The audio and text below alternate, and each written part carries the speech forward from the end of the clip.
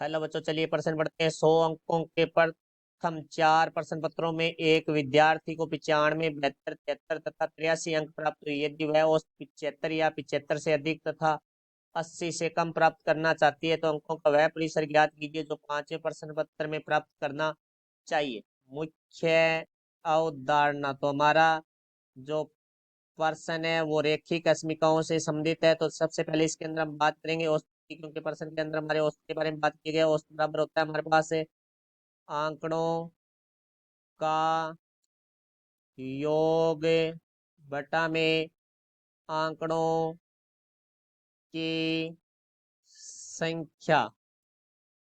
तो देखो भाई, अब हमारे प्रश्न के बारे में बात करते हैं। 100 अंकों के प्रथम 4 प्रश्न पत्रों में अंक दिए हुए हैं और औसत दिया हुआ है, तो उसके बाद वह अंकों का परिसर ज्ञात कीजिए जो पांचवें प्रश्न पत्र।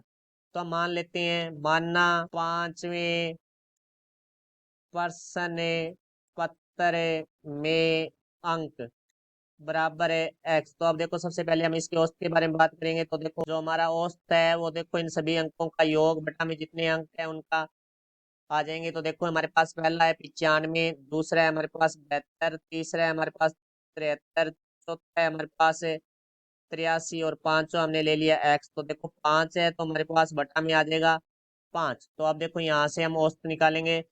तो औसत बराबर, अब हम इनको जोड़ेंगे तो हमारे पास आ जाएगा 323 प्लस एक्स बटा में 5। तो ये जो औसत है वो हमें प्रश्न में कहा गया 75 या 75 से अधिक।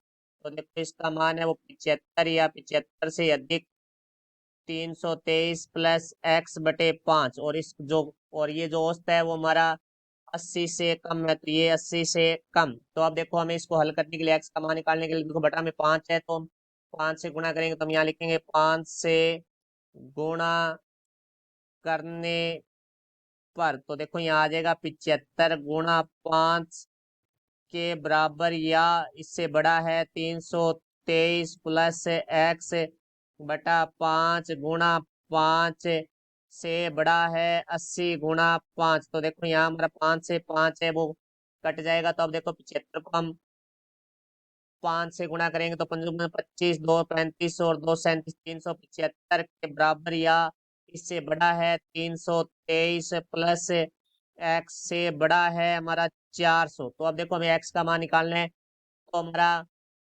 323 है, हम घटाना पड़ेगा तभी हमारे पास यहाँ एक्स आएगा। तो देखो, हम लिखेंगे यहाँ 323 घटाने पर, तो इस समीकरण में से हम 323 घटा देंगे तो देखो 375 माइनस 323 के बराबर या इससे बड़ा है 323 प्लस एक्स माइनस 323 से बड़ा है 400 माइनस 323। देखो, यहाँ 323 से 323 घट जाएगा।